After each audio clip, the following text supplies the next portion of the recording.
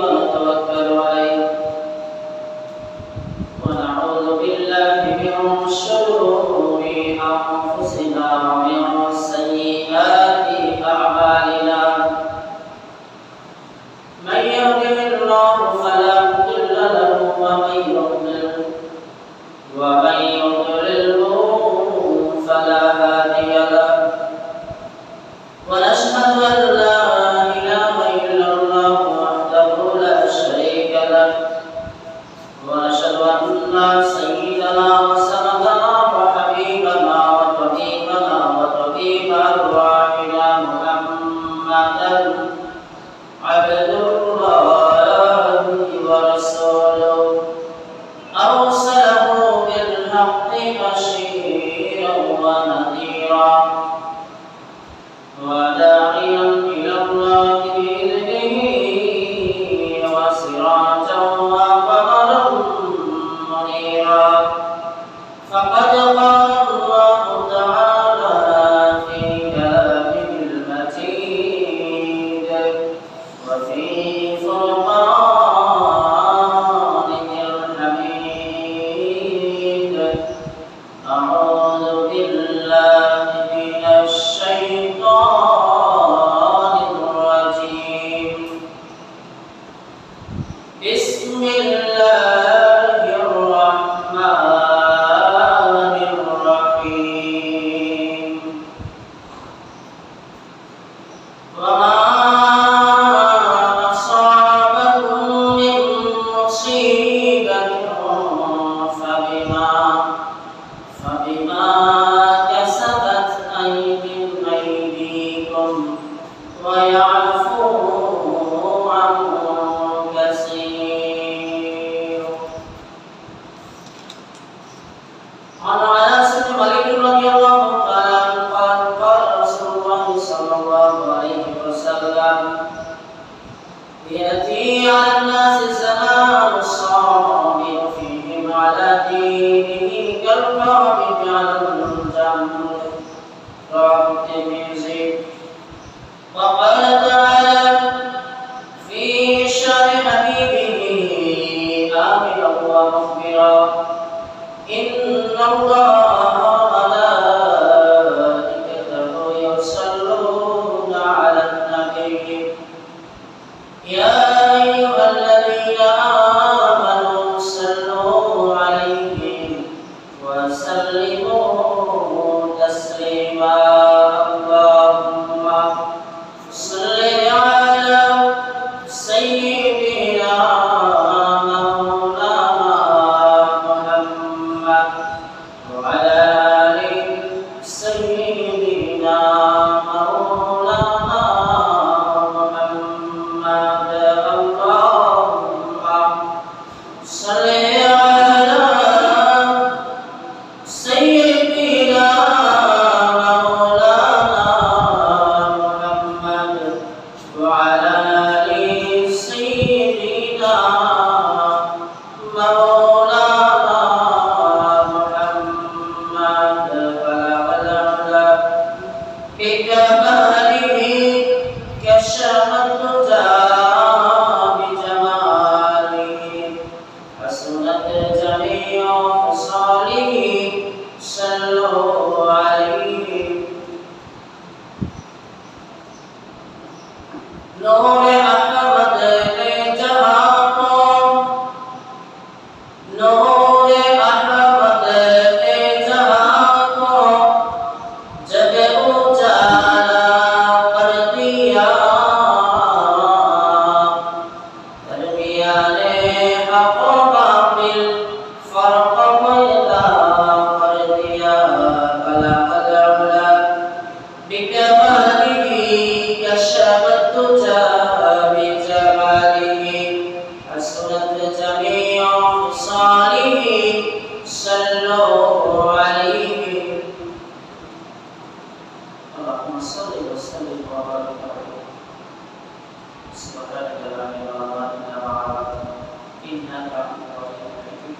ربي زدني علما رب اشرح لي صدري ويسر لي أمري واحلل عقدة من لساني يفقهوا قولي.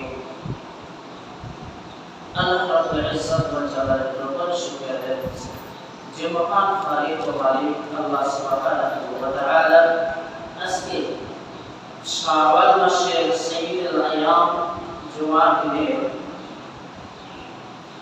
এই পরবর্তী সময় যে মহান মালিক আমাদেরকে অত্যন্ত দয়া এবং মেহেরবানি করে তার ঘরে আসার মতো বসার মতো তৌফিক দান করেছেন। আমি এর দরবারে শুকরিয়া আদায় করছি আলহামদুলিল্লাহ। দুরূদ সালাম প্রেরণ করছি মানবতার মুক্তির দূত মানবতার মুক্তির বিশ্বাস বিশ্ব মানবতার মহান শিক্ষক জনাব মুহাম্মদ রাসূলুল্লাহ সাল্লাল্লাহু আলাইহি ওয়াসাল্লাম। সম্মানিত মুআজ্জিজ হাজিরিন, আমরা আজকে আলোচনা করব ইসমতা যে বিষয়টার উপর। বিষয়টা হইল যেসব কারণে পৃথিবীতে আযাব আসে,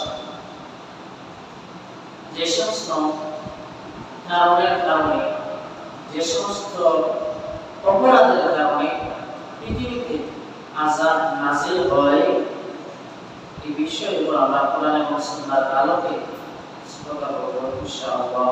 ওয়া তাওফীকি ইল্লা বিল্লাহ আলাইহি তাওয়াক্কালতু ওয়া ইলাইহি উনীব।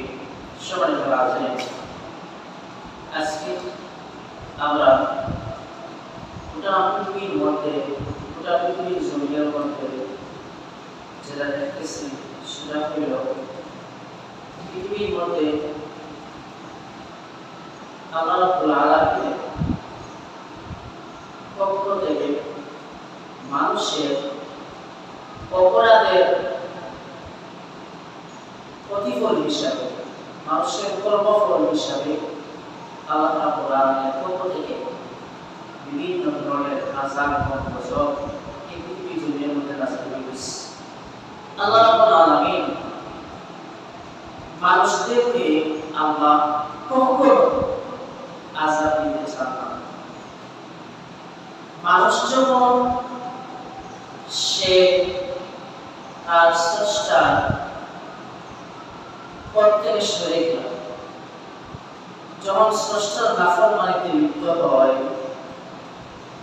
যখন সীমা লঙ্ঘন করে, তখন আল্লাহ রাব্বুল আলামিন এক পর্যায়ে তাদের উপর আল্লাহ রাব্বুল আলামিন বিভিন্ন ধরনের আযাব, গজব, মুসিবত আল্লাহ নাযিল করে দেখেন, যাতে করে মানুষ আল্লাহর দিকে ফিরে আসতে পারে। কিন্তু আমরা সীমালঙ্ঘন করতেছি, আর এই সীমালঙ্ঘন করার পরে যখন আমাদের উপর আযাব আসে, তখন আমরা উচিত ছিল আল্লাহর দিকে প্রত্যাবর্তন করা, বরং না আমরা আরো আল্লাহর নাফরমানিতে লিপ্ত হতেছি। দীর্ঘদিন বাড়তেছে আমাদের নাফরমানি। এখন যখন পৃথিবীতে আযাব আসে, যখন পৃথিবীতে বিশৃঙ্খলা দেখা দেয়, জলে স্থলে নভমণ্ডলে ভূমণ্ডলে যেখানেই আমরা বিশৃঙ্খলা দেখতেছি, অনিয়ম দেখতেছি, এগুলো সবই আযাব, গজব আল্লাহর পক্ষ থেকে আমাদের কর্মফল। কিন্তু আমরা এখানে বিভিন্ন ধরনের স্টিকার লাগাইয়া এটাকে বিভিন্ন ভাবে আমরা চালিয়ে দিই যে এটার কারণে এরকম হচ্ছে, ওটার কারণে এরকম হচ্ছে, সেটার কারণে এরকম হচ্ছে, বিভিন্ন কারণ আমরা দেই, ঠিক আছে। কিন্তু মূল কথা হইল যে এইসব হচ্ছে মানুষের নাফরমানির কারণে আল্লাহ পৃথিবীতে আযাব দেন। আল্লাহ রাব্বুল আলামিন সেটাই বলছেন কোরআনুল কারীমের 42 নম্বর সূরা, সূরা আশ-শুআরা, সূরা এর 30 নম্বর আয়াত, সূরা শুআরা 30 নম্বর আয়াতে আল্লাহ রাব্বুল আলামিন বলেন, ওয়া মা আসাবাকুম মিন মুসিবাতিন ফাবিমা কাসাবাত আইদিকুম ওয়া ইয়াফু আন কাসীর। আল্লাহ রাব্বুল আলামিন বলেন, তোমাদের উপর যেসব বিপদ আপদ নাযিল হয়, পতিত হয়, তা তোমাদের কর্মেরই ফল, তা তোমাদের কর্মেরই ফল, এবং তিনি তোমাদের অনেক গুনাহ ক্ষমা করে দেন। ভালো করে দেখুন, আল্লাহ বলছেন ওমা আসাবাকুম মিন মুসিবাতিন, যত বিপদ মুসিবত তোমাদের উপর আসে, দেখো তোমরা এসব হচ্ছে ফাবিমা কাসাবাত আইদিকুম, এটা তোমাদেরই হাতের কামাই করা, তোমাদের হাতের কামাই করা। তোমরা তোমাদের হাত দিয়া যা কামাই করছো, কর্ম দিয়ে তোমরা যা করছো, তারই প্রতিফল হচ্ছে এই গজব, বিপদ, মুসিবত। কিন্তু আল্লাহ বলছেন ওয়ায়াফুআন কাসীর, কিন্তু তোমাদের অনেক কত শত গুনাহ আছে, যে সমস্ত গুনাহগুলো আমি আল্লাহ ক্ষমা করে দিই। অধিকাংশ গুনাহ আমি আল্লাহ ক্ষমা করে দেই, তারপরেও যেগুলা সীমালঙ্ঘন করো, অতিরিক্ত হয়ে যায়, বাড়াবাড়ি হয়ে যায়, তখন ওই বাড়াবাড়ির দরুন আমি আল্লাহ পৃথিবীতে বিপদ মুসিবত নামাই, এগুলো তোমাদের কর্মের প্রতিফল। তো এখন সবাই তো হাজির, মানুষ যখন গুনাহ করে, পাপ করে, এবং গুনাহ করার পরে, পাপ করার পরে যদি সে অনুতপ্ত হয় যে আমি তো গুনাহ করছি, স্বীকৃতি দেয় আমি গুনাহ করছি, এটা আমার গুনাহ করা উচিত ছিল না, এই কাজটা করা আমার উচিত না, এটা গুনার কাজ, এটা আমার অপরাধ হয়েছে, যদি অনুতপ্ত হয় আল্লাহ মাফ করে দেন। কিন্তু যদি সে গুনাহ করার পরেও স্বীকার করে না, গুনাহ করতেছে তো আত্মা করে না, সিরাজুই দেয় না, এটা করছে কি হইছে, এটা করছে কি হইছে, আমি শুনতে পাই তো কি হইছে, শুনতে পাই সমস্যা কি, শুনতে সে গুনাহ মনে করতেছে না, শুনতে ব্যবসার সাথে মিলে গেছে, ওই যে শুনতে ইন্টারেস্ট করাই দিছে। আল্লাহ রাব্বুল আলামিনের যে বিধান পৃথিবীতে আছে, ওই বিধানের নাম পরিবর্তন করা কবিরা গুনাহ, নাম পরিবর্তন করা। আমি বেপরদায় চলি, কিন্তু ইসলাম মডার্ন যুগ, বেপরদায় চলি, সমস্যা এটা কি হয়েছে, সিরাজুল দেখায়। এই যে অপরাধ করার পরে অপরাধের স্বীকৃতি না দেয়া, বরং আরো সিনাজুলে দেখানি, গায়ে জুড়ে কথা বলা, তোয়াক্কা না করা, এই খাত যখন কেউ করে তখন সে ইমানদার থাকে না, বেঈমান হয়ে যায়। আর এই অপরাধের কারণে আল্লাহ পৃথিবীতে আযাব নাযিল করে। কথা বুঝা গেছে? এখন দেখো, এখন আল্লাহ রাব্বুল আলামিন এখানে বলছেন তোমাদের দু হাতের কামাই করা এই বিপদ মুসিবত আর তোমাদের অসংখ্য অগণিত গুনাহ আমি আল্লাহ মাফ করে দেব।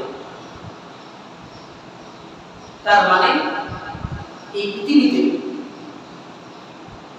অতিবৃষ্টি, অনাবৃষ্টি, গরম, প্রচন্ড তাপমাত্রা, শিলাবৃষ্টি, ঘূর্ণিঝড়, সাইক্লোন, টর্নেডো, ভূমিকম্প সহ পৃথিবীতে যত বিপদ আছে, মুসিবত আছে, অনিয়ম আছে, বিশৃঙ্খলা আছে পৃথিবীতে, এই সমস্ত কিছু হচ্ছে আমাদেরই কর্মফল, দু হাতের কামাই করছি যা তার প্রতিফল হচ্ছে এটা।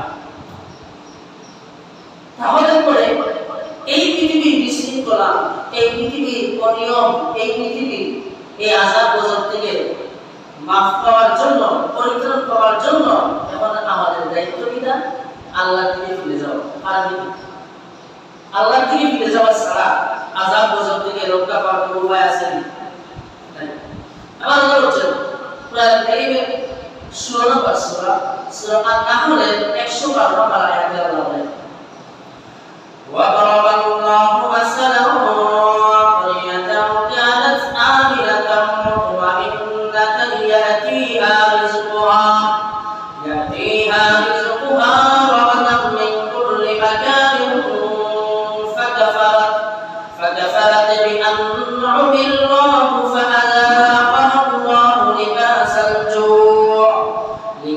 الْجُوعِ وَالْخَوْفِ بِمَا كَانُوا يَصْنَعُونَ। আল্লাহ বলেন, আল্লাহ একটা জনপদের উদাহরণ দিয়েছেন। আল্লাহ একটা জনপদের, একটা দেশের, একটা এলাকা উদাহরণ দিতেছেন আল্লাহ। শান্তি ও নিরাপত্তার জীবনযাপন করছিল ওই জনপদের লোকেরা। আল্লাহ বলছেন, আল্লাহ রাব্বুল আলামিন বলেন, একটা জনপদের উদাহরণ আমি তোমাদের সামনে পেশ করলাম। যেই জনপদের অধিবাসীরা, যেই জনপদের লোকেরা শান্তি ও নিরাপত্তার সাথে বসবাস করছিল এবং সর্বদিক দিয়ে সেখানে আসছিল ব্যাপক পরিমাণের রিজিক। এই জনপদের মধ্যে সব দিক দিয়ে আসছিল ব্যাপক ধরনের রিজিক। রিজিকের কমতি ছিল না, খাদ্যের অভাব ছিল না, খাদ্যের সংকট ছিল না। আল্লাহ বলেন, এ সময়কার অধিবাসীরা আল্লাহর নিয়ামত সমূহ অস্বীকার করলো। ওই দেশের লোকেরা, জনপদের লোকেরা যখন শান্তি এবং নিরাপত্তার সাথে তাদের জনপদের মধ্যে বসবাস করতেছিল এবং আমি আল্লাহ রাব্বুল আলামিনের পক্ষ থেকে সর্বদিক দিয়ে আমি আল্লাহ তাদেরকে রিজিক দিলাম, রিজিকের কোনো কমতি রাখলাম না, তাদের জন্য সর্বদিক দিয়ে আমি রিজিকের ভরপুর বানায়া দিলাম। এই শান্তি, সুখ, শান্তি, নিরাপত্তার মধ্যে যখন তারা বসবাস করতেছিল, এক পর্যায়ে এই দেশের লোকেরা আমি আল্লাহ রাব্বুল আলামিনের নিয়ামতের অস্বীকার করতে শুরু করলো। তখন আল্লাহ রাব্বুল আলামিন বলেন, তখন আল্লাহ তাদেরকে তাদের কৃতকর্মের সাধন করালেন। আল্লাহ রাব্বুল আলামিন এতদিন তাদেরকে শান্তির সাথে রাখলেন, নিরাপত্তার সাথে রাখলেন, রিজিক দিলেন ভরপুর, রিজিকের কমতি হয়ে গেল না, দ্রব্যমূল্যের ঊর্ধ্বগতি নাই, সকল কিছু তাদের ক্রয় ক্ষমতার মধ্যে ছিল। এর মধ্যে ওই জনপদের লোকেরা আল্লাহর সাথে নাফরমানি শুরু করলো। আল্লাহ রাব্বুল আলামিন বলেন, যখন ওই নাফরমানি শুরু করলো, আমি আল্লাহ তাদের নাফরমানির দরুন, তাদের কৃতকর্মের দরুন, তাদের ওই কৃতকর্মের আস্বাদন করালেন। এভাবে যে তাদের কৃতকর্মের ফল হিসাবে আল্লাহ তাদেরকে শাস্তি দিলেন। কি শাস্তি? আল্লাহ বলেন, এক নম্বর তুলা দিলাম, রিজকের কমতি শুরু হয়ে গেল, রিজকের মধ্যে কম আযাব চলে আসলো, তখন আর ভরপুর রিজিক নাই। এক নম্বর তুলা দিলাম, খাদ্যের অভাব দিয়া দিলাম। দুই নম্বর ভীতি দান করলাম, ভয়ের সঞ্চার তাদের মধ্যে ঢুকাইয়া দিলাম। দেশের মধ্যে শান্তি নাই, জনপদের মধ্যে শান্তি নাই, জানমালের নিরাপত্তা নাই। এই পর্যায়ে পরিস্থিতির মধ্যে পড়াইয়া আমি আল্লাহ রাব্বুল আলামিন তাদের ওই কৃতকর্মের সাধন করাইলাম। নাউযুবিল্লাহ। দেখুন, আল্লাহ বলেন, জনপদের লোকেরা নিরাপত্তার মধ্যে ছিল, শান্তির মধ্যে ছিল, তাদের মধ্যে কোনো বিশৃঙ্খলা নাই। দুই নম্বর, খাদ্য, রিজিক আমি ভরপুর দিলাম তাদেরকে, রিজকের কোনো কমতি নাই। এর মধ্যে তারা সুখে পড়িয়া এক পর্যায়ে তারা আল্লাহর নিয়ামতের অস্বীকার শুরু করলো। আর যার কারণে আমি আল্লাহ এই নিয়ামতের অস্বীকার করার কারণে, নাফরমানির কারণে তাদেরকে আমি ওই নাফরমানির প্রতিফল হিসাবে তাদেরকে আমি আযাব দিলাম, শাস্তি প্রদান করলাম দুইটা। এক নম্বর শাস্তি আমি তাদেরকে দিলাম ক্ষুধা, মানে রিজিক ভরপুর ছিল, এখন আর রিজিক ভরপুর নাই, রিজিকের মধ্যে ঘাটতি শুরু হয়ে গেছে, এখন তারা খাবার খেতে পারে না, এখন খাবার পায় না, ক্ষুধা দিয়া দিলাম, দারিদ্রতা দিয়া দিলাম। দুই নম্বর আমি তাদেরকে দিয়ে দিলাম ভয়, ভীতি। সেটা হচ্ছে আগে যে নিরাপত্তার সাথে ছিল, জান, মাল, সম্পদ, ইজ্জত, আঙ্গুল, যে নিরাপত্তা ছিল তাদের মধ্যে, ওই নিরাপত্তা আমি আল্লাহ তাদের কাছ থেকে কেড়ে নিলাম। এখন বলেন তো দেখি ভাই, আমাদের এই পৃথিবীতে এই দুইটা, ক্ষুধা এবং ভীতি, এই দুইটা এই পৃথিবীর মধ্যে আছে না? আছে। আমাদের দেশে যারা বিত্তশালী, তারা খাবার ফালায়, আর যারা কত দরিদ্র তারা খাবার পায় না, ক্ষুধায় মরে।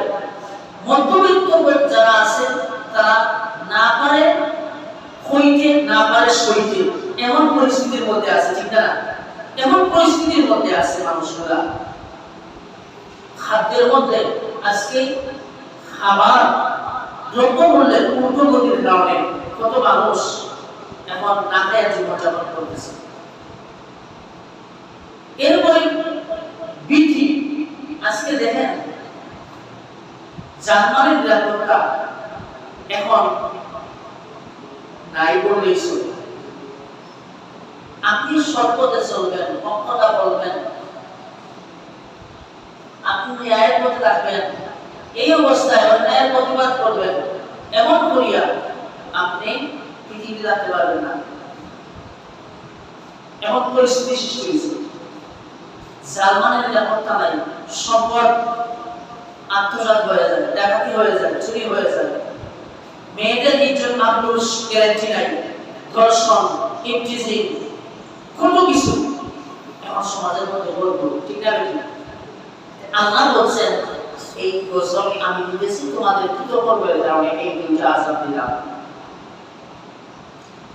এরপর আল্লাহ কোরআন বলছেন, কোরআন কারীমের সূরা নাম্বার সূরা আন-নাহলের 116 নম্বর আয়াতের মধ্যে আল্লাহ বলেন, ওয়ালা তাকুলু লিমা তাসিফু আলসিনাতুকুমুল কাযিবা হাযা হালালুন ওয়া হাযা হারাম লিতাফতারু আলাল্লাহিল কাযিব ইন্নাল্লাযীনা ইয়াফতারুনা আলাল্লাহিল কাযিবা লা ইউফলিহুন।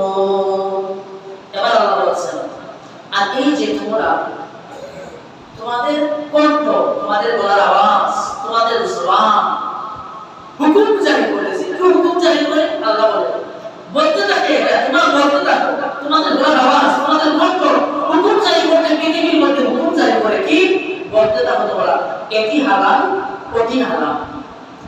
এভাবে আল্লাহর প্রতি মিথ্যা আরোপ করো না তোমরা। আল্লাহ বলছেন তোমরা পৃথিবীর মধ্যে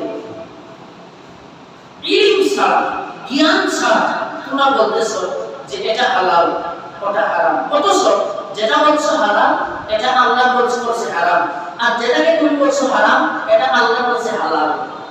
এই যে তুমি আল্লাহর বিধানের উল্টা গিয়ে তোমার মনগত জ্ঞান ছাড়া তুমি পৃথিবীর মধ্যে হুকুম জারি করে এটা হালাল ওটা হারাম, ওটা বৈধ ওটা অবৈধ, এই যে আল্লাহর বিধানের উল্টা হুকুম তুমি পৃথিবীর জমিনের মধ্যে জারি করতেছো, আল্লাহ বলেন এটা এই যে মিথ্যা অপবাদ তুমি আরোপ করো না আল্লাহর প্রতি।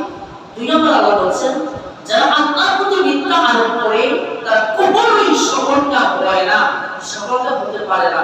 পৃথিবীর জমিনের মধ্যে এমন বলেন আপনারা যে আল্লাহ রাব্বুল আলামিনের হুকুমের বাইরে গিয়া, আল্লাহর বিধানের বাইরে গিয়া পৃথিবীর মানুষ মিথ্যা নিজের মন করা, নিজের বানানো হুকুম পৃথিবীর মধ্যে জারি করতেছে না করতেছে না? জবাব দেন, করতেছে কিনা?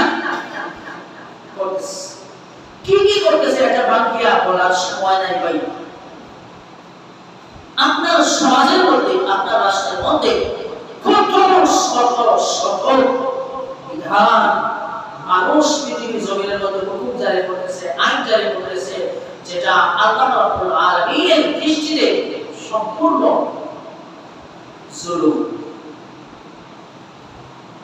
এখন এই কারণে আল্লাহ বলেন তোমাদের প্রতি আযাব আসতেছে, আর এই জাতি কখনো সফলতা হয় না। আল্লাহ রাব্বুল আলামিন বলেন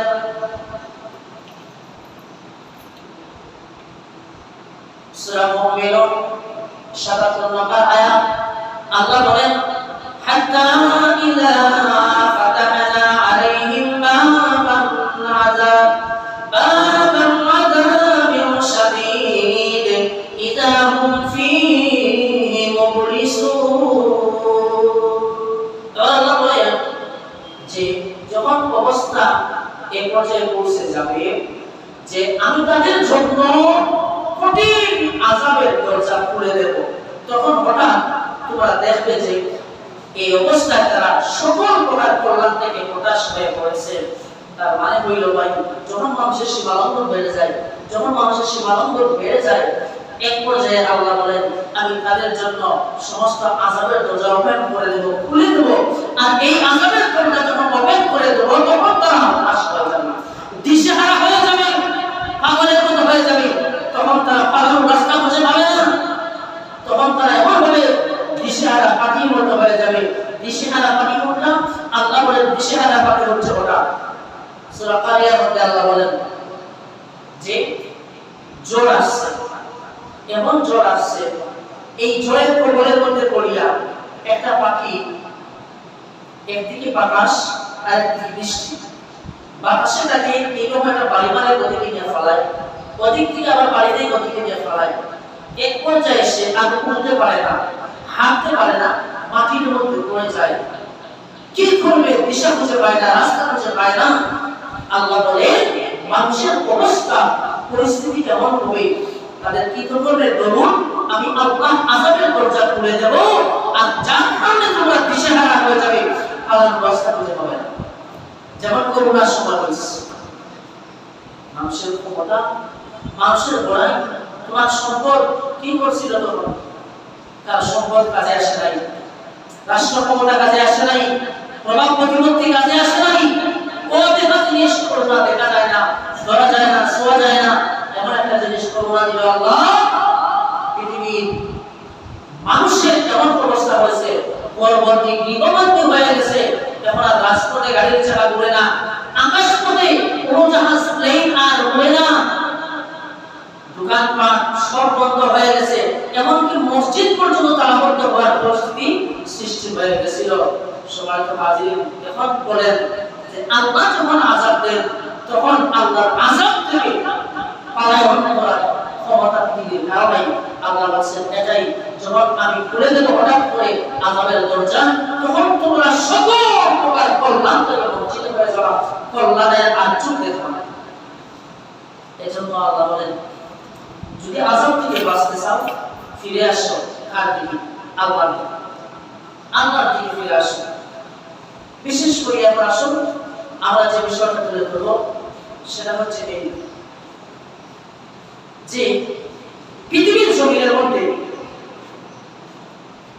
এক নম্বর নাফরমানি বৃদ্ধি পাইছে, নাফরমানি বৃদ্ধি পাইছে, সীমালঙ্ঘন বৃদ্ধি পাইছে। দুই নম্বর এই পৃথিবীর মধ্যে আল্লাহর কবিতা বৃদ্ধি পাইছে।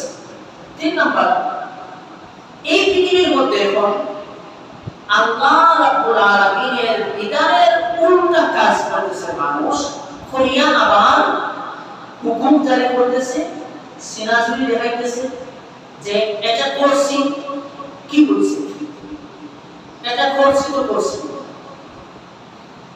পারলে খাও, ক্ষমতা, প্রভাব প্রতিপত্তি, ক্ষমতা দিয়া আজকে মানুষ আল্লাহর সাথে অপমান করছে। আর অপোজিট দিকে যারা আল্লাহর প্রতি আল্লাহর প্রতি চলে, আল্লাহর কথা বলে, মানুষকে আল্লাহর দিকে আহ্বান করে, তাদের প্রতি অবিচার হইতেছে। এই গোটা পৃথিবীর মধ্যে অবিচার হইতেছে, তাদের প্রতি জুলুম নির্যাতন এই পৃথিবীর মধ্যে বৃদ্ধি পাইছে। এখন যারা আল্লাহর শক্তি, তারা পৃথিবীর মধ্যে বুক ফুলিয়ে চলতেছে, আর যারা আল্লাহর কথার শহীদ, তারা তাদের জন্য এই পৃথিবীটা যেন সংকীর্ণ হয়ে গেছে। ঈমানদারদের জন্য এই পৃথিবীতে চলা কঠিন হয়ে গেছে। এর কারণে এই পৃথিবীতে চলে আসছে আযাব। আল্লাহ রাসূল বলেন ইয়াতি আলান নাস জামান, ইয়াতি আলান নাস জামানু সাবির ফীহি আলা দীনিহি কাল কামিদি আলাল জামর। সূরা আল-মুদাররাম, এমন একটি সময় পৃথিবীর জমিনের মধ্যে আবির্ভাব হবে, এমন একটি সময় পৃথিবীর জমিনের মধ্যে আবির্ভাব হবে, উপস্থিত হবে, যখন এই দুনিয়ার জমিনের মধ্যে যারা ঈমানদার হবে, ওই ঈমানদার মানুষরা এই দুনিয়ার জমিনের মধ্যে ঈমানের উপর টিকে থাকা তখন কঠিন হয়ে যাবে। যেমন কঠিন হবে জ্বলন্ত আঙ্গার হাতের মধ্যে রাখা, জ্বলন্ত আঙ্গার হাতের মধ্যে মুঠ করে রাখা যেমন কঠিন, ঈমানের উপর টিকে থাকা ঠিক তেমন কঠিন হয়ে যাবে। বর্তমান পরিস্থিতিতে কেমনই হয়েছে। এই পৃথিবীতে আযাব আসবে না, কোথায় আসবে? এবার দেখুন যেসব কারণে পৃথিবীর মধ্যে আযাব আসে, এই কারণগুলা এর মধ্যে 15টি কারণ আল্লাহ রাসূল বর্ণনা করে গেছেন। সহিহ তিরমিজির বর্ণনায় আবু হুরায়রা রাদিয়াল্লাহু তাআলা হাদিসে রাবি আল্লাহ রাসূল বলেন ইযা তুবিজাল ফাইউতু ওয়ালা এক নম্বর আল্লাহর হাবিব রাহমাতুল লিল আলামিন বলেন দুনিয়ার জমিনের মধ্যে আযাব বিপদ মুসিবত এই সমস্ত কিছু আসে এর মধ্যে অন্যতম 15টি কারণ আছে এই 15টি পাপ যখন দুনিয়ার মানুষরা জড়িত হয়ে যায় যখন কোন জনপদের লোকদের মধ্যে এই 15টি অপরাধ যখন প্রকাশিত হয়ে যাবে তখন এই দুনিয়ার জমিনের মধ্যে এই জনপদের মধ্যে চলে আসবে আল্লাহর কুরআনের আযাব এক নম্বর আল্লাহর হাবিব রাহমাতুল লিল আলামিন বলেন এক নম্বর অপরাধের নাম হইল যখন গনিমতের মালকে ব্যক্তিগত সম্পদে পরিণত করা হবে গনিমতের মাল হইল যুদ্ধরত সম্পদ যুদ্ধে অর্জিত সম্পদ যেগুলো আছে এই সম্পদগুলো হচ্ছে মুসলমানদের সম্পদ মুসলমানদের মধ্যে সমভাবে বন্টন করে দেওয়া হবে কিন্তু যখন এই গনিমতের মালকে মানুষরা নিজের সম্পদ মনে করবে ভিন্ন বর্ণনায় আছে যখন মানুষেরা যখন কোন জনপদের লোকেরা রাষ্ট্রীয় সম্পদকে নিজের সম্পদ মনে করবে রাষ্ট্রীয় সম্পদকে নিজের বাপদাদার সম্পদ মনে করিয়া যখন অন্যায়ভাবে আত্মসাৎ করা শুরু করবে অন্যায়ভাবে রাষ্ট্রীয় সম্পদ জনগণের মন যখন নষ্ট করা শুরু করবে আল্লাহর হাবিব রাহমাতুল লিল আলামিন বলেন ওই জনপদের মধ্যে আল্লাহ রাব্বুল আলামিনের পক্ষ থেকে আযাব আসা অবধারিত হয়ে যায় এক নম্বর দুই নম্বর আল্লাহর হাবিব রাহমাতুল লিল আলামিন বলেন ওয়াল আমানাতু মাগরামান এরপরে আমানতের মালকে যখন লুটের মালে পরিণত করা হবে এই আমার আজকে আপনি লক্ষ্য করে দেখেন আমানত কি বোঝায় যখন কোন মানুষের কাছে কিছু সম্পদ অথবা কোনো বস্তু এই আমানতের মধ্যে হতে পারে বিভিন্ন ধরনের কোয়ালিটি বস্তু হতে পারে জিনিস হতে পারে এই আমানতের মাল যখন কোনো ব্যক্তির কাছে রাখা হয় তখন 90% এর উপরে মানুষ এখন আমানতের খেয়ানত করতেছে আমানত রাখা হয় আমানতের সম্পদ যখন তার কাছে রাখা হয় আমানতের টাকা যখন তার কাছে রাখা হয় তখন নিজের টাকা মনে করিয়া ওই আমানতের সম্পদকে সে নিজের সম্পদের মধ্যে ব্যবহার করতেছে এটা ঠিক না ঠিক জবাব দিন আরে ভাই আমানতের সম্পদ যখন রাখা হইতেছে আমানতের কাছে তখন আমানতটা আমানতের মতো রাখতেছে না আমানতটা এখন নিজের সম্পদের মতো ব্যবহার করতেছে ভোগ করতেছে আবার আমানতের খেয়ানত করতেছে আমানতের খেয়ানত দেখেন আমাদের সমাজের মধ্যে সামাজিকভাবে আমাদের দায়িত্বশীল যারা আছে মেম্বার হোক চেয়ারম্যান হোক উপজেলা চেয়ারম্যান হোক আর এমপি হোক আর মন্ত্রী হোক যেই হোক না কেন ওনারা হচ্ছে আমাদের দায়িত্বশীল আমাদের দায়িত্বশীল তাদের কাছে আমরা আমানত দিচ্ছি এটা আমানত আমাদের একটা সমর্থন আমাদের সমর্থন তাদেরকে দিলাম আমানত দেওয়ার পরে ওনার হাতে আমরা সুপর্দ করলাম আমার সমাজের সকল নেতৃত্ব কর্তৃত্বের চাবিকাঠি এখন ওনার কাছে আমার জান মাল ইজ্জত আবরুর সমস্ত কিছু এখন ওনার কাছে আমার আমানত ওনার দায়িত্ব এখন জনগণের সম্পদ জনগণের হক জনগণের ইজ্জত এই সমস্ত কিছু এখন ওনার কাছে আমানত এখন আপনারা বলেন আমাদের সমাজের দিকে রাষ্ট্রের দিকে তাকিয়ে আপনারা বলেন যে এই আমানতের কি সদ্ব্যবহার হচ্ছে না খেয়ানত করা হচ্ছে পুরুষের মতো জবাব দেব এটা আমানতের সদ্ব্যবহার হচ্ছে না খেয়ানত করা হচ্ছে ম্যাক্সিমাম ক্ষেত্রে আমানতের খেয়ানত করা হচ্ছে আল্লাহ রাসূল বলতেছেন যখন আমানতের মালকে নিজের সম্পদের পরিণত করা হবে তখন এই জগতের মধ্যে আল্লাহর পক্ষ থেকে আযাব চলে আসে এখন আমাদের দেশে তাই ঘটতেছে আমানতের সম্পদ জনগণের সম্পদ আমানতের সম্পদ নিজের বাপদাদার সম্পদ মনে করিয়া এমন ভাবে লুটপাট করতেছে মনে হয় যেন এই সমস্ত দুর্বলতাই তাদের নামে লিখতে দেওয়া হয়েছে ঠিক না ঠিক এমন পরিস্থিতি এরপর 3 নাম্বার আল্লাহ রাসূল সাল্লাল্লাহু আলাইহি ওয়াসাল্লাম বলেন 3 নাম্বার অপরাধের নাম হলো যাকাতুল মাগরামা যাকাতকে যখন জরিমানা মানা করা হবে তখন এই সমাজের দিকে আপনি তাকিয়ে দেখেন কত কত শত হাজার কোটি মানুষ আছে দুনিয়ার জমিনের মধ্যে এই জমিনের মধ্যে আছে যারা হাজার কোটি টাকার মালিক কিন্তু যাকাত দিতেছে না, বরং যাকাত থেকে জরিমানা করে করতেছে।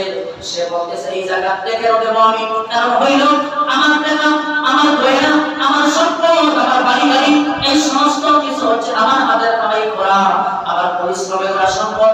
এই সম্পদ থেকে কেন আমি যাকাত দেব? এই যাকাতটা তো আমার জন্য জরিমানা হয়ে গেল। এই যাকাতটা তো যাকাত পরিবেকে দেওয়া বাধ্যতামূলক কেন করা হলো? এটা তো আমার মতো বাধ্যতামূলক করা এটা যুক্তিযুক্ত নয়। এই জন্য আমি যাকাত দিতে পারবো না। যাকাতকে যখন মানুষ জরিমানা মনে করবে, আল্লাহর হাবিব বলেন এই জনপদের মধ্যে আল্লাহ কোরআনের পক্ষ থেকে আযাব আসা অবধারিত হয়ে যাবে। এখন দেখেন সমাজের মধ্যে যাকাত দেওয়া মানুষ কম না বেশি? হাতে গোনা কিছু মানুষ, আর বাকি সব আল্লাহর ওলি, তারা কিন্তু যাকাত দিতেছে না, বরং যাকাত দেওয়াটা কি তারা জরিমানাই মনে করতেছে। সম্পদ আমার, টাকা আমার, পয়সা আমার, এটা থেকে আমি আমার গরিবকে দান করবো, তাও আমার হিসাব করিয়া নির্দিষ্ট পরিমাণ টাকা আমি দেবো গরিবকে, এটা জরিমানা ছাড়া কি এটা সম্ভব না। সমাজের মধ্যে এখন এটা 100 মিল আছে। আল্লাহ নবী বলেন এজন্য এই পৃথিবীতে আযাব আসে। এরপরে এখন আল্লাহ নবী রাহমাতুল লিল আলামিন বলেন 4 নাম্বার কারণ হইল, 4 নাম্বার হইল মুআল্লিমা ওয়া মুআল্লিমিল বাহিদ্দিন। 4 নাম্বার আল্লাহ হাবিব রাহমাতুল লিল আলামিন বলেন যখন কোন জনপদের মধ্যে ধর্ম বিবর্জিত শিক্ষা প্রচলন করা হবে, তখন এই জনপদের মধ্যে আকাশ থেকে জমিন থেকে সর্বদিক থেকে তখন এই জমিনের মধ্যে আযাব এবং গজব পতিত হয়ে শুরু হয়ে যায়। ভালো করে লক্ষ্য করুন, আল্লাহ হাবিব বলেন 4 নাম্বার ওয়া তুআল্লিমা লিগাইরিদ দ্বীন, যখন ধর্ম বিবর্জিত শিক্ষা, ধর্ম বিবর্জিত শিক্ষা যখন কোন দেশের মধ্যে জনপদের মধ্যে প্রবর্তন করা হয়, এই জনপদের মধ্যে আল্লাহর আযাব নাযিল হয়। এখন বলেন আপনারা আমার দেশে কি ধর্ম বিবর্জিত শিক্ষা আছে না নাই? আরে ভাই কথা বলেন, ধর্ম বিবর্জিত শিক্ষা এই দেশের মধ্যে জমিনের মধ্যে প্রতিষ্ঠিত করার জন্য, জারি করার জন্য, কলেজ বিশ্ববিদ্যালয়ে ঢুকিয়ে দেওয়ার জন্য কত ধরনের চক্রান্ত হইতেছে, ষড়যন্ত্র হইতেছে। আমার দেশের খুবমতি শিক্ষার্থীদেরকে নাস্তিক বানাবার জন্য, নাস্তিকবাদী শিক্ষা, ডারউইনের ওই বান্দরবাদ মতবাদ, ট্রান্সজেন্ডার নামক ওই মুশরিকি কালচার, এই দ্বিতীয় বিভক্ত মুসলিম রাষ্ট্রের মধ্যে প্রতিষ্ঠিত করার জন্য, কায়েম করার জন্য কত প্রচেষ্টা চলতেছে এবং বর্তমানেও চলতেছে। এটা মনে আপনারা দেখেন না, জানেন আপনারা? জবাব দেন, জানেন? ট্রান্সজেন্ডারের খবর জানেন? এটা তখন পুরানো হয়ে গেছে, পুরানো হয়ে গেছে। ট্রান্সজেন্ডার কি সেটা আমি বলছি। একটা পুরুষ হঠাৎ করে হয়ে যায় মেয়ে। কেন হয়ে গেছে? কারণ সে মনে মনে নিজেকে মেয়ে ভাবতেছে, এজন্য সে মেয়ে হয়ে গেছে। এই যে বিকৃত কথা, মতবাদ, থিওরি তারা এই দেশের শিক্ষা ব্যবস্থার মধ্যে ঢুকিয়ে দেওয়ার চেষ্টা করো। মানুষ কোথা থেকে আসছে? সোজা করে দিল মানুষ বান্দরের গোষ্ঠী, বান্দর থেকে আসছে, এজন্য বান্দরের সাথে কি সাদৃশ্য পাইল? তখন মানুষ বান্দরের গোষ্ঠী। এইরকম করিয়া শিক্ষা ব্যবস্থার মধ্যে এক করিয়া বাংলাদেশের শিক্ষা ব্যবস্থা পাঠ্য বইয়ের মধ্যে এইরকম তারা ইসলামী শিক্ষা বিবর্জিত কুফরি, শিরকি মতবাদ এবং থিওরিগুলা একের পর এক তারা ঢুকিয়ে দিতেছে। আমার দেশের সাধারণ শিক্ষার্থীদেরকে ইসলাম থেকে ডাইভার্ট করার জন্য এই অপচেষ্টায় তারা লিপ্ত হইতেছে এবং হচ্ছে। এটা কি আমাদের জন্য সুরক্ষা না কুরক্ষা? এই যে কাজগুলা হইতেছে ভাই, এখন তারপরে যদি আপনি বলেন যে আমরা ভালো আছি, এখন আযাব আসবে না তো কি আসবে?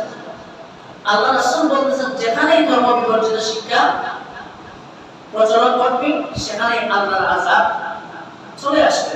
এখন আমার দেশটা আল্লাহর আযাবের জন্য উপযুক্ত হয়ে গেছে। এরপরে আল্লাহর হাবিব রাহমাতুল লিল আলামিন বলেন 5 নাম্বার হইল ওয়াতা রাজুলুন রাতাহু, যখন দুনিয়ার মানুষের মধ্যে স্ত্রী, যখন পুরুষ স্ত্রীর অনুগত হয়ে যাবে, এখন এই সমাজের মধ্যে, আমাদের সমাজের মধ্যে, পরিবারের মধ্যে আল্লাহ রাব্বুল আলামিন কোরআনুল কারীমের মধ্যে বলেন আর-রাজুলু কাওয়ামুনা আলান নিসা, রাজুল মানে পুরুষরা হচ্ছে মহিলাদের পরিচালক, মহিলাদের প্রিন্সিপাল, মহিলাদের অভিভাবক। প্রত্যেকটা পরিবারের দায়িত্বশীল অভিভাবক হচ্ছেন পুরুষরা। কিন্তু আজকে সমাজের মধ্যে, সমাজের দিকে তাকাইলে দেখা যায় পুরুষরা হয়ে গেছে জুবারি আর মহিলারা হয়ে গেছে রাজমিস্ত্রি। এমন অবস্থার সৃষ্টি হয়ে গেছে প্রত্যেকটা পরিবারের মধ্যে, সমাজের মধ্যে পুরুষের নেতৃত্ব, পুরুষের কর্তৃত্ব আর মহিলারা মানে না। প্রত্যেকটা পরিবারের মধ্যে, অধিকাংশ পরিবারের মধ্যে পরিবারের স্বামী যিনি, তিনি স্ত্রীর কথা মতো চলে, স্ত্রীর রিঅ্যাকশন মানে স্ত্রীর মত অনুযায়ী পরিবার চালায়, স্ত্রীর কথা এদিক সেদিক হওয়া মাত্রই পরিবারের মধ্যে চলে আসে দুর্নীতি। ঠিক না? এখন এই অবস্থা প্রত্যেক পরিবারের মধ্যে। এখন দেখেন স্ত্রী যেভাবে যে কথা বলে, যেভাবে বলে সেটাই এখন স্বামীরা করতে বাধ্য হয়ে গেছে। স্ত্রী ভালো মানুষ ছিল বিয়ের আগে, চাকরি করে, সরকারি চাকরি, সুদ ঘুষ খাইতো না, কিন্তু যখন ওই ডেনমার্কে একটা মহিলা পরিবারে আসছে, এখন এমন অবস্থা সৃষ্টি হয়েছে, এখন এই বেটি হইল বিলাসবহুল জীবনযাপন অভ্যস্ত, বিলাসবহুল জীবনযাপন অভ্যস্ত। এখন এই মেয়েটা আস্তে আস্তে এই বারো স্বামীটারে ঘুষখোর বানাইয়া দিছে, সুদখোর বানাইয়া দিছে, দুর্নীতিবাজ বানাইয়া দিছে। কারণ কি? কারণ তার চরিত্র বড় না, তার আকাঙ্ক্ষা বড়, বিলাসবহুল জীবনযাপন করবে। এক পর্যায়ে এই স্বামীটা হারাম দিতে আপনার বাধ্য হয়ে গেল। এমন অবস্থা হয়েছে মার্কেটে যাবে, সেখানেও স্বামীতে কি নিয়ে দিলেও হয় না, স্বামীর পছন্দ তার পছন্দ হয় না, স্বামীতে কি নিয়ে দিলে এটা হয়ে যায় বাদ, এটা পোষা, এটা ভালো না। তখন কি করা হবে? এখন ছোট ছোট বাচ্চাদের স্বামী করে দিয়া আর ফিরাই একটা হাতে ধরে দিয়া বলতেছে বাড়িতে যাবো, বাচ্চাদের দেখাশোনা করো, আর কানলে ফিরাই বলে আমি একটা মার্কেট থেকে আসছি। ঠিক না? এই হইল পরিস্থিতি। এখন এই হইল পরিস্থিতি, স্বামী ফিরাই বলতেছে বাড়িতে বাচ্চারে, আর স্ত্রী ঢং ঢং করিয়া বাজারের মধ্যে আসলো। এরপরে পুরুষের সাথে খাটের সাথে খাট মিলাইয়া সারাদিনকে দুনিয়া মার্কেটে আসিয়া এখন মার্কেট করতেছে। এই হইল অবস্থা। আল্লাহর হাবিব বলেন যখন সমাজের পুরুষেরা স্ত্রীদের কথা মতো চলা শুরু করবে, তখন এই সমাজের মধ্যে চলে আসবে বিশৃঙ্খল আযাব। এরপরে আসবে 6 নাম্বার। আল্লাহর হাবিব রাহমাতুল লিল আলামিন বলেন 1 নাম্বার স্ত্রীর কথা মতো চলবে, স্ত্রীর আনুগত্যকারী হয়ে যাবে। আর দ্বিতীয় দিকে আবার ওই পুরুষগুলা কি করবে? এরপরে 6 নাম্বার বলেন আল্লাহর হাবিব বলেন কিন্তু ওই পুরুষরা, যে পুরুষরা স্ত্রীর আনুগত্য করে, স্ত্রীর কথা মতো চলে, ওই পুরুষেরা আবার কিন্তু মায়ের অবাধ্য হয়ে যাবে। স্ত্রীর কথা মতো চলবে কিন্তু মায়ের অবাধ্য, মায়ের কথা শুনবে না, মাকে গালিগালাজ করবে, স্ত্রীর কথা মতো মায়ের উপর অত্যাচার করবে, স্ত্রীর কথা মতো মাকে গালিগালাজ করে, স্ত্রীর কথা মতো মা বাপ থেকে আলাদা হয়ে যাবে, স্ত্রীর কথা মতো মাকে বৃদ্ধাশ্রমে রেখে আসবে। এইগুলো পরিস্থিতি। এখন বলেন এই পরিস্থিতি সিচুয়েশন বাংলাদেশে তৈরি হয়ে গেছে না? বলবো চলতেছে ভাই অলরেডি।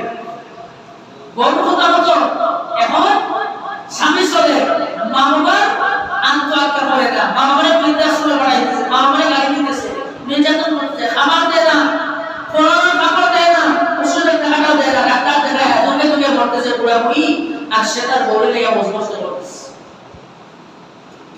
আল্লাহর হাবিব রাহমাতুল লিল আলামিন বলেন 7 নাম্বার ওই সময়টা পৃথিবীর মধ্যে আযাব চলে আসবে। আল্লাহর হাবিব বলেন ওয়ান্না সাদিকাহু, যখন বন্ধু বান্ধবকে কাছে টেনে নেবে মানুষ, বন্ধু বান্ধবকে কাছে টেনে নেবে, বন্ধু বান্ধবের প্রধান বলবে, বন্ধু বান্ধবকে তাদের কথা মতো চলে, বন্ধু বান্ধবের মন জয় করার চেষ্টা করবে, বন্ধু বান্ধবকে নিয়ে তার মতো তাদের মতো চলাফেরা করবে, যা খুশি তাই করবে, বন্ধু বান্ধবকে সবথেকে কাছের আপন মনে করবে। আর অপর দিকে আল্লাহর হাবিব বলেন ৮ নম্বরে যে কাজটা করবে, আল্লাহর হাবিব বলেন মাকসা আবাহু, ৮ নাম্বার হইল বন্ধুদেরকে কাছে আনবে কিন্তু তার নিজের জন্মদাতা পিতাকে সে দূরে ঠেলে দেবে। বন্ধুকে আনবে নিকটে আর নিজের বাবাকে দিবে দূরে, নিজের বাবাকে দূরে ঠেলে দেবে। এই বাবাকে আর সহ্য করবে না। বুড়া হয়ে গেছে বাবাটা, এখন আর কাজ করতে পারে না, এখন বুড়া হয়ে গেছে, সারা জীবন তারে খাওয়াইলো পড়াইলো শিক্ষিত বানাইলো, মাথার গাম পায়ে ফেলে, এখন বুড়া হয়ে গেছে তো এখন সব টাকা পয়সা আছে, বুড়া বেটা কাজ করতে পারে না, এখন হাতের হাত পড়ছে, 50 টাকা 100 টাকা লাগে প্রতিদিন, এই টাকাটা এখন বাবাকে দেয় না। এই বেটা এখন তোমার কিসের টাকা দরকার বলে ঝাড়ে দেয়। বুড়া মানুষটা বুড়া হয়ে গেছে, কাজ করতে পারে না, এখন তার চাহিদা মতো একটা জিনিস খাইতেও পারে না। যদি মন চায় একটা জিনিস খাবে, ছেলেকে বলতেও পারতেছে না, বাবা রে আমার খুব মন চাইতেছে আজকে আমি একটা মোরগের মাংস খাইবো, একটা মোরগ আনিয়ে দাও, বলতে পারে না। খুব ইচ্ছা করতেছে আজকে ওই জিনিসটা খাবো, বলতে পারে না। কারণ কি, বললেই মার খাওয়া লাগবে, না হয় গালি খাওয়া লাগবে। এই পরিস্থিতি সৃষ্টি হয়েছে এখন অধিকাংশ পরিবারের মধ্যে। বুড়া বাবা এখন তার জন্য বোঝা হয়ে গেছে। আর এদিকে বাবাকে সামান্য ঔষধের টাকা দেয় না, তার চাহিদা মতো কিছু খাওয়াইতে পারে না, অথচ টাকা খরচ হয়ে যাবে মনে করিয়া। আর এই টাকাটা আবার ব্যয় করতেছে, অপচয় করতেছে বন্ধু বান্ধবের আড্ডায়, বন্ধু বান্ধবের আড্ডায় টাকা খরচ করতেছে, আড্ডা করতেছে, পার্টি করতেছে। আল্লাহ রাসূল এটাই বলতেছেন, বন্ধু বান্ধবকে নিজের কাছে ছেড়ে দিবে আর নিজের বাবাকে দূরে ঠেলে দেবে। এরপর আল্লাহ হাবিব রাহমাতুল লিল আলামিন বলেন, এরপরে হইল ৯ নাম্বার, আল্লাহ রাসূল বলেন ওয়াজাহাতিল আসওয়াতু ফিল মাসাজিদ। ৯ নাম্বার হইল এই সময়টাতে মসজিদের মধ্যে গণগোল করা হবে, মসজিদের মধ্যে মানুষ জড়ো হবে আল্লাহর ইবাদত করার জন্য, আল্লাহর জিকির করার জন্য, আল্লাহর স্মরণের জন্য মসজিদের মধ্যে মানুষ আসে। কিন্তু আল্লাহর হাবিব বলেন একটা সময় আসবে যখন মসজিদের মধ্যে মানুষ জড়ো হবে, কিন্তু মসজিদের মধ্যে কলরব করবে, মানে শোরগোল করবে, গালিগালাজ করবে, একজন আরেকজনের সাথে তর্কাতর্কি করবে। কিন্তু বাস্তবে দেখা যায় যে ভাই বাংলাদেশের মধ্যে অধিকাংশ মসজিদের মধ্যে মসজিদের ভিতরেই মারামারি হয়, ঠিক না ঠিক ভাই? মসজিদের ভিতরে এখন মারামারি লাঠি টানাটানি হয়, এমনকি মাথা ফাটা হয়েছে। আমরা বলতে এলাকার মধ্যে এগুলো এমন করছি, এমন করছে কিন্তু শুভরাত্রে না, ফজরের নামাজের আগে শুরু হয়েছে মারামারি। 12 জন না 14 জন মানুষ আহত হয়েছিল কুফাতে। ইমাম যিনি আছে আমার বন্ধু, আমাদের বলছে, আমি বলছি যে ফজরের নামাজ পড়ার দরকার নেই, ভাবিয়েছা স্টেশন মসজিদে নামাজ পড়ছে, ফজরের সময় মাইকের করে ইমাম নাই, তাহলে মাইকে এরপরে ইমাম যায় না, কেউ যায় না। শেষ পর্যন্ত আমি গেছি সেখানে, যে ইমামতি করছি প্রায় 1 বছর, এরপরে অন্য ইমাম নির্বাচন করে আমি সেখান থেকে আসছি। এই হইল অবস্থা। আল্লাহ রাসূল এটাই বলতেছে যে এমন একটা সময় আসবে মসজিদের মধ্যে হট্টগোল করা হবে, মসজিদের মধ্যে এসে মারামারি হবে, এটাই চলতেছে এখন। এরপর আল্লাহ রাসূল সাল্লাল্লাহু আলাইহি ওয়াসাল্লাম 10 নম্বরে বলেন ওয়াসাদাল কাবিলাতা ফাসিকুন। আল্লাহ রাসূল বলেন 10 নম্বরে পাপাচারীরা গোত্রের নেতা হবে। যখন দেখবে দুনিয়ার জমিনের মধ্যে পাপাচারী ব্যক্তি, অসৎ কর্মশীল ব্যক্তি, এই দুর্নীতিবাজ ব্যক্তি, এই মানুষগুলো যখন সমাজের পুত্রপতি হবে, সমাজের নেতা হবে, তখন এই সমাজের মধ্যে আল্লাহ রাব্বুল আলামিনের আযাব ও গজব নাযিল হয়ে যাবে। এখন বলেন আপনারা, সমাজের মধ্যে এখন সৎ লোক নেতৃত্বে আছে না অধিকাংশ অসৎ নেতৃত্ব? জবাব দেন।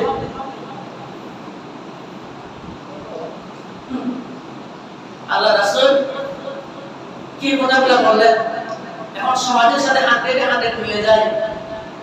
ওয়াসাদাল কাবিলাতা ফাসিকুন, সব কবিলার লোকেরা, গোত্রের লোকেরা ফাসিক হবে, পাপাচারী হবে। এখন দেখা গেছে আমাদের সমাজের মধ্যে নেতা যারা হয়, রাষ্ট্রের মধ্যে নেতা, অধিকাংশ মদখোর, গাঁজাখোর, জুয়াখোর, নারীবাজ করে লুটপাট যা আছে অপকর্ম, সমস্ত অপকর্মের এই মানুষগুলো আজকে সমাজের নেতৃত্বে আছে। ঠিক না? বাস্তব দেখেন না, এক টাকলা কি কিনা করছে, টাকলা কিনা করছে, সে বাংলাদেশের রাষ্ট্রধর্ম রাখবে না ইনশাআল্লাহ। রাষ্ট্রধর্ম উঠাই দিলে আমার বলছি ইনশাআল্লাহ। কত কিছু হলো ইসলামের বিরুদ্ধে, ওই মাহিকে নিয়ে সারা দেশে দুর্বার সৃষ্টি হয়ে গেল। নারীদের ইজ্জত লুণ্ঠনের জমা ছিল ওই ব্যক্তিটা। আর আল্লাহ বলেন ইসলামের সাথে দুশমনি করবা, আল্লাহ সহ্য করে না। এমন লাগতে দিছে রাষ্ট্রের কোন জায়গায় পৃথিবীর কোন জায়গায় খাই হইল না, ঘুরে ফিরে সব কিছু কইয়া আবার এখন বাড়িতে এসে আশ্রয় নিছে। আল্লাহ রাসূল সাল্লাল্লাহু আলাইহি ওয়াসাল্লাম একটাই বলেন, পাপাচারীরা যখন রাষ্ট্রের নেতা হয় তখন সমাজের মধ্যে আযাব এবং গজব নাযিল হয়ে যাবে। এরপরে আসুন হাজিরা কেরাম, 11 নাম্বার হইল আল্লাহ রাসূল সাল্লাল্লাহু আলাইহি ওয়াসাল্লাম বলেন 11 নম্বর, ওয়া কানা যাইমুল কওমি আরজাআলাকুম, নিকৃষ্ট লোক যখন সমাজের কর্মদার হবে, যে সমস্ত মানুষদেরকে সমাজের মানুষ পছন্দ করে না, সমাজের মানুষ ভালো পায় না, শত্রুর ঘুষখোর, ভালো মানুষ না, এই ধরনের দুশ্চরিত্রবান মানুষ, নিকৃষ্ট মানুষ, এই নিকৃষ্ট পর্যায়ের মানুষ যখন সমাজের কর্মদার হয়ে যাবে, এই সমাজের মধ্যে আল্লাহর রাব্বুল আলামিনের পক্ষ থেকে আযাব এবং গজব নাযিল হয়ে যাবে। এমন সমাজের মধ্যে তাকায়া দেখেন, সমাজের মসজিদের সভাপতি, মসজিদের মুসল্লি, সমাজের বিচারক, সমাজের কর্মদার যাদেরকে ধরা হয়, এর মধ্যে ম্যাক্সিমাম ম্যাক্সিমাম মানুষ হইল নিকৃষ্ট প্রকৃতির মানুষ। নিকৃষ্ট প্রকৃতির মানুষ থাকে সমাজের কর্মদার, তাকায়া দেখেন আপনারা। এরপরে আল্লাহ রাসূল সাল্লাল্লাহু আলাইহি ওয়াসাল্লাম বলেন 12 নাম্বার, ওয়া আকরিমির রাজুল মা'আযিফাতা শাররিহি, এরপরে আল্লাহ রাসূল বলেন কোন মানুষের অনিষ্ট থেকে বাঁচার জন্য তাকে সম্মান দেখানো হবে সমাজের মধ্যে। আল্লাহ রাসূল বলেন তখন এমন একটা সময় আসবে যখন সমাজের মানুষ যারা আছে, পরিচালক, নেতৃস্থানীয়, তাদেরকে মানুষ সালাম দেবে। কেন সালাম দিবি? তার অনিষ্ট থেকে বাঁচার জন্য। তাদেরকে সালাম না দেই, সম্মান না দেখাই, সম্মান না দেখাই, কত আমি মামলা দেবে না হয় আমার বিপদ আসবে, কোন মুসিবতে বাড়াইবে তার ঠিক নাই, এই চিন্তা করিয়া সালাম দেওয়া হবে, সম্মান দেওয়া হবে, কারণ তার অনিষ্ট থেকে বাঁচার জন্য। এটা সমাজের মধ্যে এখন বাস্তব, বাস্তব কিনা? এরপর আসুন হাজিরা কেরাম, সময় আমার শেষ, আমি অল্প কথা শুধু পয়েন্টগুলো বলে দিই। 13 নাম্বার, আল্লাহ রাসূল বলেন ওয়াজাআতিল কাইলান ওয়াল মাআযিফ, আল্লাহ রাসূল বলেন যখন সমাজের মধ্যে গায়ক গায়িকা নর্তকী ও বাদ্যযন্ত্রের বিস্তার ঘটবে, আপনি দেশের দিকে তাকিয়ে দেখেন, গায়ক গায়িকা নর্তকীদের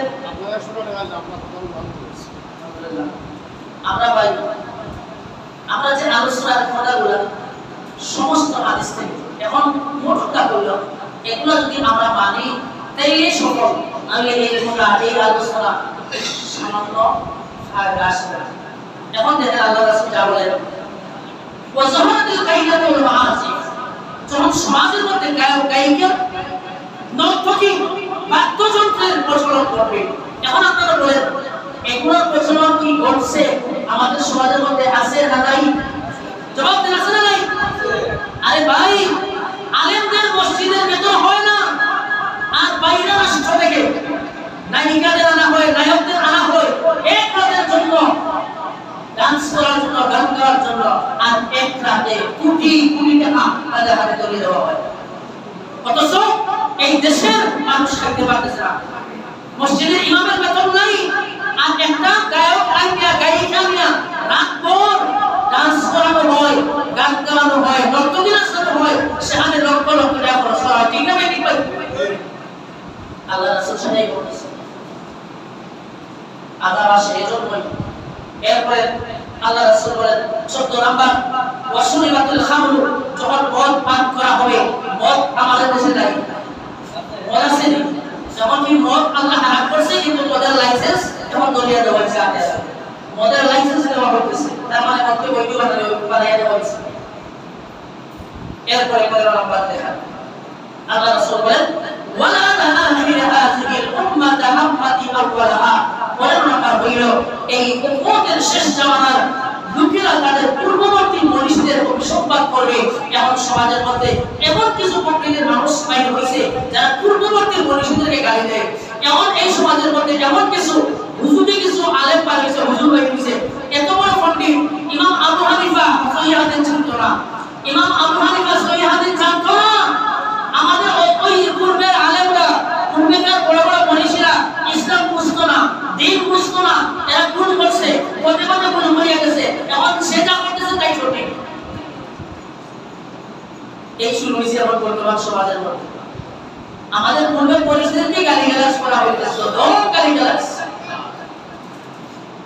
আল্লাহ রাসূল বলেন যখন এই কাজ শুরু হবে, পূর্বেকার মনীষীদেরকে গালি দেবে, গালি দিয়ে তাদেরকে লানত দেওয়া হবে, তখন এই সমাজের মধ্যে চলে আসবে আযাব। কি আসবে? আযাব। আযাব কেমনে আসবে? আল্লাহ রাসূল শেষ কথা বলে দেন ফালিয়াতাকিমু ইন্না যালিকা আল-আমরা ওয়া যালজালাতা ওয়া হাসফান ওয়া মাসহান ওয়া আযফান ওয়া আদাতিন কাতাবা কানা যাতিন বালিকুতি আসিলহু ফাতাতাবা। আল্লাহ রাসূল সাল্লাল্লাহু আলাইহি ওয়াসাল্লাম বলেন আযাব আসবে কেমন ধরনের আযাব? এক নাম্বার আল্লাহ রাসূল বলেন তখন তোমরা অগ্নিবায়ু মানে বাতাসের সাথে আগুনের মতো গরম বাতাস প্রবাহিত হবে, গরম বাতাস প্রবাহিত হবে। এরপরে ভূমিধস হবে, ভূমিধস বাতাস ভূমিতে শুরু হয়ে গেছে, আপনারা না জানলে এটা শুরু হয়ে গেছে। 3 নাম্বার ভূমিকম্প হবে, বড় বড় ভূমিকম্প হবে, চেহারা বিকৃতি ঘটবে, চেহারার বিকৃতি, পাথর বর্ষণ হবে, আকাশ থেকে পাথর বর্ষণ হবে। কেমন পাথর? মুসাওয়ামাতান ইনদা রাব্বিক ওয়া মা হিয়া মিনাজ যালিমিন বিবাঈদ। আকাশ থেকে পাথর আসবে, নাম লেখা পাথর, প্রত্যেকটা পাথরের মধ্যে নাম লেখা থাকবে, কোন পাথর কার মাথায় পড়বে। আর পাথর আসার আগে আল্লাহ রাসূল বলেন শাস্তি আসবে, শিলাবৃষ্টি। বাংলাদেশের মধ্যে শিলাবৃষ্টি হয়েছে না? হয়েছে না? এমন বড় বড় মানুষের মাথা ফাটাইতেছে, গাড়ি পর্যন্ত ফাটাইতেছে, সালেম তিন করে দিয়েছে। এই আল্লাহ রাসূল সাল্লাল্লাহু আলাইহি ওয়াসাল্লাম বলেন শিলাবৃষ্টি হবে, শাস্তি এবং আরো আলামতের অপেক্ষা করবে মানুষ, এবং যা একের পর এক আসতেই থাকবে। যেমন পুরনো পুঁতির মালা ছিঁড়ে গেলে যেমন একের পর এক পুঁতির মালা থেকে জ্বলতে থাকে, জয় করে যায়, ঠিক তেমন ভাবেই এই পৃথিবীতে একের পর এক আযাব আসতেই থাকবে, বন্ধ হবে না। এজন্য আসুন আল্লাহ রাব্বুল আলামিন এর আযাব থেকে বাঁচার জন্য আল্লাহর দিকে প্রত্যাবর্তন করা ছাড়া দ্বিতীয় কোনো রাস্তা খোলা নাই। এখন আযাব এই বাংলাদেশের মধ্যে সহ গোটা পৃথিবীতে চলতেছে আল্লাহর থেকে আযাব। এই যে অতিবৃষ্টি, অনাবৃষ্টি, এই যে প্রচন্ড গরম বায়ু, এগুলো কি?